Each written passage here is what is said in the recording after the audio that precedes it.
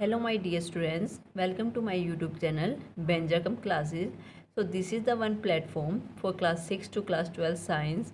So now subscribe my channel and also press the bell icon so you can get every new video update. तो बच्चों सबसे पहले हम chapter को अच्छे से पढ़ेंगे, उसके बाद जितने भी क्वेश्चन एक्सरसाइज के होंगे उन सबको सोल्व करेंगे। तो ये हमारा प्रोसीजर रहेगा किसी भी चैप्टर को पढ़ने का।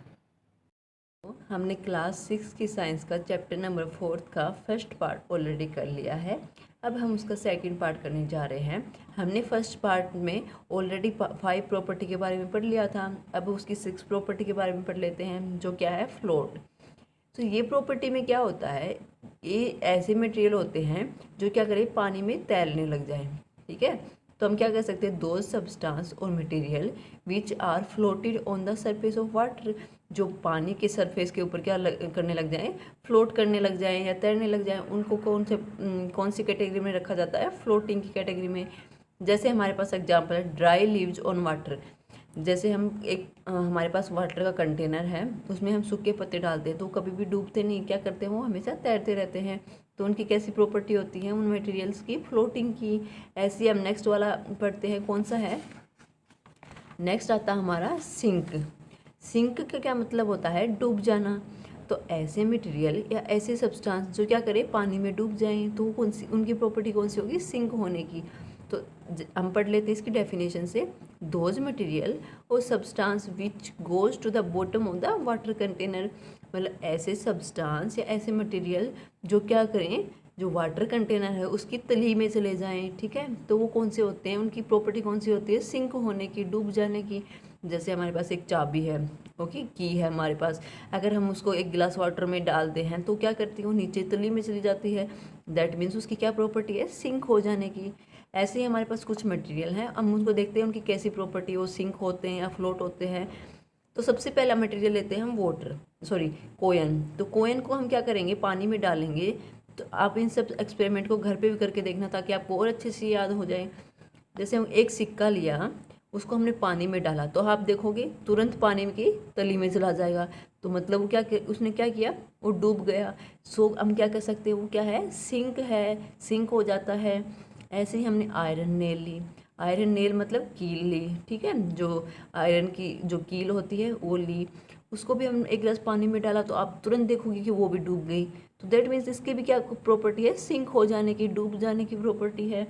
ऐसे ही ऑयल को आप घर पे करके देखना ये वाली एक्सपेरिमेंट। एक गिलास पानी में 2-4 बूंद ऑयल की डालना और थोड़ी देर रख देना। फिर क्या होगा, थोड़ी देर बाद क्या हो जाएगा, ऊपर ऊपर ऊपर तेल तैरने लग जाएगा। ठीक है, पानी पानी नीचे रह जाएगा और तेल तेल ऊपर रह जाएगा। तो इसका मतलब क्या होगी, इसकी प्रॉपर्टी फ्लोट होने की। दैट मीन्स ये इसकी प्रॉपर्टी होती है तैरने की। ठीक है, ऐसे ही हमने बात की है बोट की। देखो आपने समुद्र में कई बार नाव को चलते हुए देखा है, वो डूबती नहीं है। ओके, मतलब वो क्या करती रही, फ्लोट करती रहती है। ठीक है, तो उसकी प्रॉपर्टी कौन सी होगी, फ्लोट करने की। ओके, ये था हमारे सिंक और फ्लोट करने की प्रॉपर्टी। अब आती है हमारी ओपक्यू, ये नेक्स्ट प्रॉपर्टी है मटेरियल्स की। तो अब इसके बारे में हम पढ़ते हैं। जो ओपक्यू का मतलब क्या होता है कि ये ऐसे मटेरियल होते हैं जहाँ से आर पार ना देखा जा सके। ठीक है, या फिर हम कह सकते हैं कि those material through which sunlight can not pass, कि ऐसे मटेरियल जिनके अंदर से जो सनलाइट है, सूरज की रोशनी है, वो पास ना की जा सके। ठीक है, उसके आर पार ना जा सके। जैसे कि हमारी है दीवार है, वाल है, तो हमें पता है वाल के थ्रू कभी भी सनलाइट अंदर नहीं जाती। कहाँ से जाती है, खिड़कियों से जाती है ना। तो हम क्या कर सकते हैं, वाल क्या हमारी ओपक्यू है। अगर आप लोगों को ये डेफिनेशन समझ में नहीं आए तो एक और डेफिनेशन है जो बहुत ईजी है। ये क्या है, those material through which we can not see, कि ऐसे मटेरियल जहाँ से हम उनके आर पार ना देख सकें। ठीक है, तो वो कौन से होते हैं, ओपक्यू होते हैं। जैसे हमारी लकड़ी का टुकड़ा है, तो हम लकड़ी के टुकड़े के आर पार नहीं देख सकते। ऐसे जैसे हमारा दरवाज़ा है, दरवाज़ा का किसका बना होता है, लकड़ी का बना होता है। तो हम बिना दरवाजे को खोले हम उसके आर पार नहीं देख सकते। ठीक है, बंद दरवाजे के आर पार नहीं देखा जा सकता। तो वो कौन से होंगे, ओपक्यू होंगे। ओके, तो ये कुछ एग्जाम्पल जैसे वुड है, वाल है, मेटल, ये सब कौन से होते हैं, ओपक्यू। ऐसे ही हम नेक्स्ट वाला पढ़ते हैं, वो क्या है, ट्रांसपेरेंट। ट्रांसपेरेंट का मतलब क्या होता है, जिसके आर पार देखा जा सके।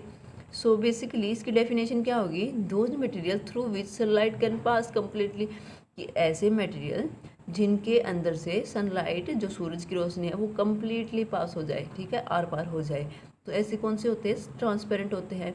अगर आपको ये डेफिनेशन समझ में नहीं आई तो एक और इजी डेफिनेशन है हमारे पास, ये क्या है कि those material through which things can be seen are called transparent substance, कि ऐसे मटेरियल या ऐसे सब्सटेंस जहाँ से हम चीज़ों को आर पार देख सकें, तो ऐसे सब्सटेंस कौन से होते हैं, ट्रांसपेरेंट सब्सटेंस या ट्रांसपेरेंट मटेरियल।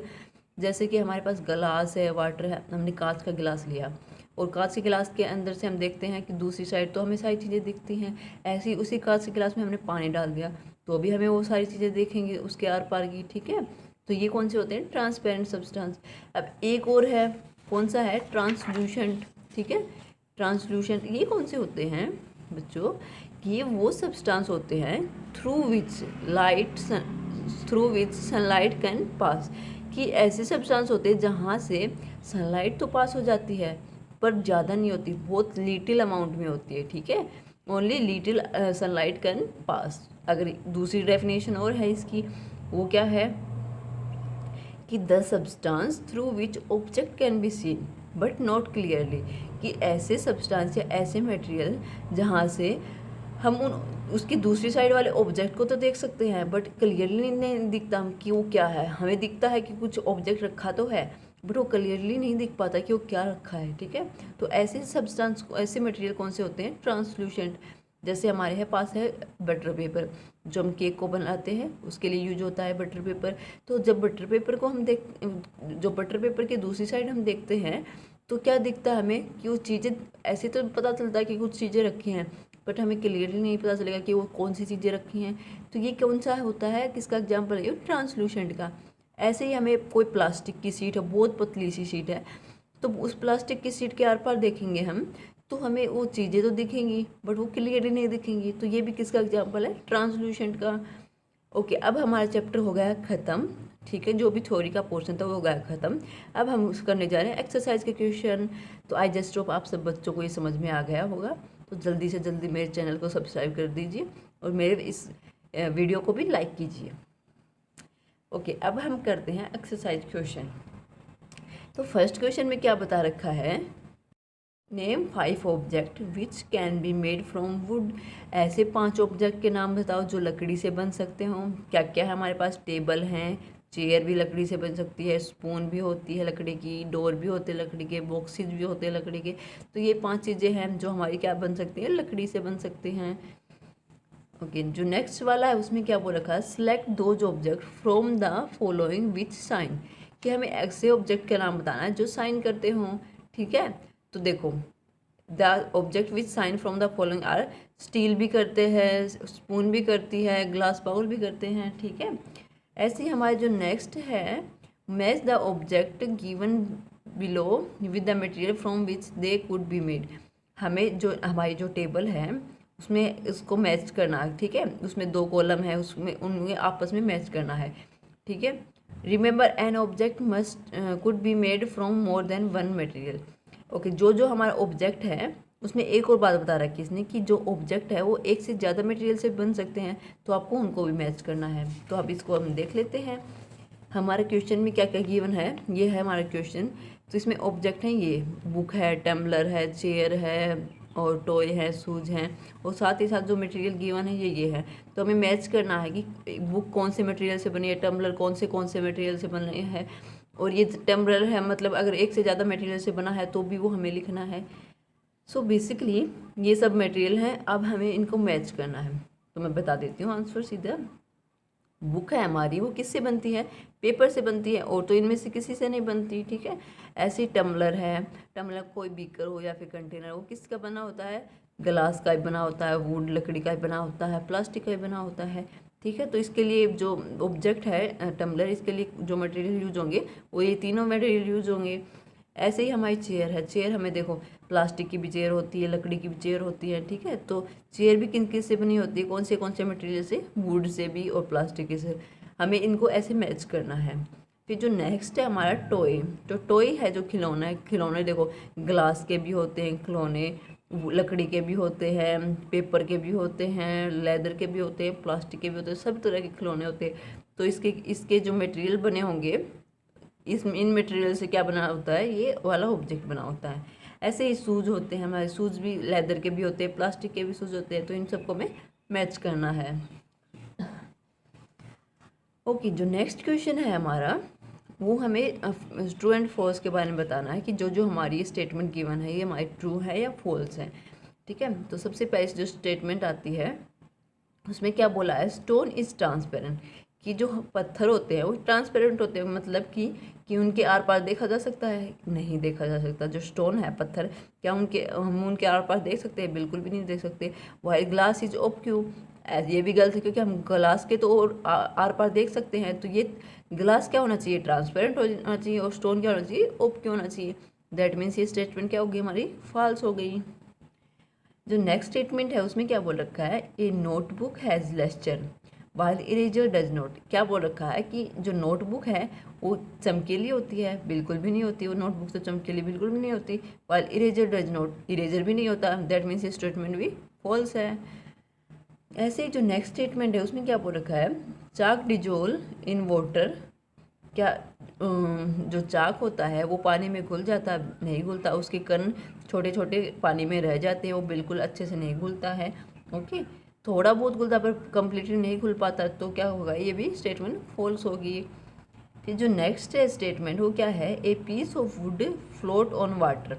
देखो, हमने एक लकड़ी का टुकड़ा लिया, उसको हम थोड़े से पानी में डालते हैं तो क्या करती है, ऊपर तैरने लग जाती है। सो हम कह सकते हैं कि ये स्टेटमेंट ट्रू है, क्योंकि पानी में हमेशा लकड़ी का टुकड़ा होता है, वो कभी भी नहीं डूबता है, वो हमेशा ऊपर तैरता रहता है। ओके, जो नेक्स्ट स्टेटमेंट है वो क्या है, sugar does not dissolve in water. देखो, हमने जब सोल्यूबल का या इनसोल्यूबल का एग्जाम्पल लिए थे तब हमने क्या बताया था कि तो शुगर तो होती है, जो चीनी होती है वो तो पानी में बिल्कुल डिजोल्व हो जाती है, मतलब कि अच्छे से घुल जाती है पानी में शुगर। ठीक है, तो ये स्टेटमेंट भी गलत है क्योंकि इसने तो बोल रखा कि पानी में नहीं घुलती है। बट जब हमने एक्सपेरिमेंट करके देखा तब क्या क्या आया था कि हमने एक गिलास पानी लिया, उसमें 2 चम्मच चीनी डाली, तो क्या होगी, वो पूरी कंप्लीटली डिजोल्व हो जाएगी। सो ये स्टेटमेंट भी फॉल्स है। अगली स्टेटमेंट क्या बोल रखा है, ऑयल मिक्स विथ वाटर। क्या पानी में ऑयल मिक्स हो जाती है, बिल्कुल भी नहीं होता क्योंकि ऑयल ऊपर तैरता रहता है। तो इसका मतलब ये भी स्टेटमेंट फॉल्स है। नेक्स्ट जो स्टेटमेंट है क्या है, sand settles down in water. क्या मिट्टी पानी में नीचे देखो, हमने एक पानी लिया, पानी के अंदर थोड़ी मिट्टी डाली और उसको स्टीर भी किया। ठीक है, कई देर तक स्टीर किया, तो उसके थोड़ी देर रखेंगे उसको तो क्या करेगा, वो फिर से जो मिट्टी है वो नीचे नीचे बैठ जाएगी और पानी ऊपर रहेगा। दैट मीन्स ये क्या बोल रखा है, sand settle down in water. हाँ, सैंड क्या होगी, जो मिट्टी है वो हमारी नीचे धरती में चली जाएगी, पानी की जो है कंटेनर उसके नीचे बॉटम में चली जाएगी। तो ये स्टेटमेंट भी क्या है, हमारी ट्रू है।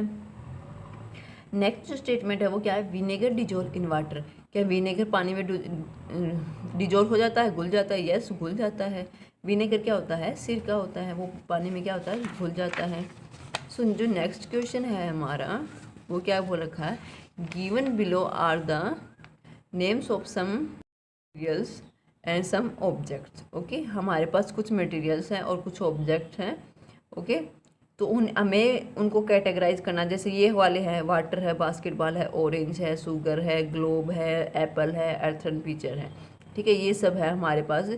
इनको हमें ग्रुप करना है राउंड शेप में और अदर शेप में, और ईटेबल है या नॉन ईटेबल है। ओके, तो सबसे पहले हम ए वाला जो है उसका आंसर बताते हैं कि कौन से हमारे ऑब्जेक्ट हैं वो राउंड शेप के हैं और कौन से हमारे राउंड शेप के नहीं हैं। तो देखो, हमारी बास्केटबॉल होती है वो क्या होती है, हमारी राउंड शेप की होती है। ऑरेंज होता है हमारा, वो भी राउंड शेप का होता है। ग्लोब है, ठीक है, ग्लोब भी क्या होता है हमारा, जो वर्ल्ड ग्लोब है वो क्या होगा हमारा, वो भी राउंड शेप का होता है। ऐसे ही एर्थन पॉट है, मतलब जो मिट्टी का घड़ा होता है वो भी हमारे क्या है, एर्थन पॉट या एर्थन पिक्चर बोल सकते हो उसको, वो भी क्या होता है हमारा, राउंड होता है, गोल शेप का होता है। तो ये सब किस में आएंगे, हमारे राउंड शेप में। और अदर शेप में कौन सा आएगा, एप्पल, क्योंकि एप्पल की शेप राउंड नहीं होती ना, कुछ इस टाइप की होती है एप्पल की शेप, है ना, कुछ इस टाइप की होती है एप्पल की शेप। ओके, तो ये राउंड नहीं होती। तो दैट मीन्स हम क्या कह सकते हैं, जो अदर शेप होगी तो वो किसकी होगी, एप्पल की, और सबकी क्या होगी, राउंड शेप होगी। ऐसे ही हम अब जो बी वाला है उसका टेबल बनाते हैं, जिसमें क्या बोला कि कुछ इसमें ऑब्जेक्ट क्या है, ईटेबल है, खाने योग्य है, कुछ क्या है खाने योग्य नहीं है। तो उन सबको हमें अलग अलग करना है। तो देखो जो खाने योग्य है इन सब में क्या है, वाटर है और क्या है, बास्केटबॉल तो खाने योग्य नहीं है, तो ये इसको किस में डाल देंगे हम, नॉन ईटेबल में। ऐसे ही ऑरेंज है, ऑरेंज क्या हमारे खाने योग्य है, तो इसको ऑरेंज को इसमें डालेंगे खाने वाले में। ऐसी शुगर है, ये भी हम खाते हैं, तो इसको शुगर को भी इसमें डालेंगे। फिर क्या हमारा ग्लोब है, ग्लोब को हम नहीं खा सकते हैं, तो ग्लोब किस में डालेगा, नॉन ईटेबल वाले में। ऐसे ही हमारा एप्पल आएगा, एप्पल क्या हम खाते हैं उसको, तो इस एप्पल किस में आ जाएगा, इसमें आ जाएगा। और अर्थन पिक्चर क्या, घड़े को आप खाते हो, कभी नहीं खाते, तो अर्थन पिक्चर भी कहाँ आ जाएगा, यहाँ। घड़े के अंदर का पानी तो पीते हैं बट वो घड़े को तो नहीं खाते। ओके, तो ये किस में आ जाएगा, ये भी नॉन ईटेबल में आ जाएगा। तो ये वाला क्वेश्चन था 5th क्वेश्चन। जो नेक्स्ट क्वेश्चन है उसमें क्या बोल रखा है, list the item known to you that float on water, check and see if they will float on oil और केरोसिन। मतलब हमें कुछ ऐसे आइटम्स की लिस्ट बनानी है जो पानी में फ्लोट करें, मतलब तैरे पानी में। और क्या हमें ये भी देखना है क्या ये सभी जो भी हमने बनाई है लिस्ट, क्या ये सभी ऑयल या केरोसिन में भी तैरते हैं। तो अब इनको हम देखेंगे। जैसे हमारे पास है ये 9 एग्जाम्पल है। सबसे पहला है लीफ, पत्ता है, पत्ते को हम पानी में डालते हैं तो वो नहीं डूबता, क्या कहता है, वो ऊपर तैरता रहता है। ऐसे ही जैसे आप बलून को पानी में डालोगे तो भी वो क्या करेगा, ऊपर तैरता रहेगा।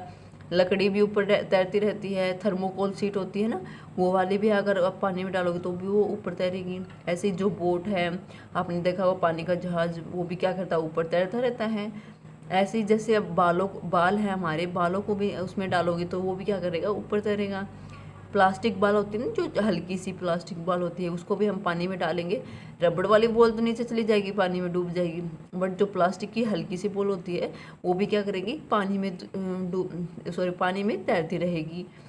ऐसे ही फीदर है, फीदर मतलब पंख, जो हमारे पक्षी होते हैं उनके पंख, अगर हम उनको पंख को पानी में डालें तो भी ऊपर तैरते रहेंगे। ऐसे ही मैच स्टिक है, ओके, वो भी क्या करेगी, ऊपर पानी में तैरती रहेगी, क्योंकि वो भी किसकी बनी है, लकड़ी की बनी है।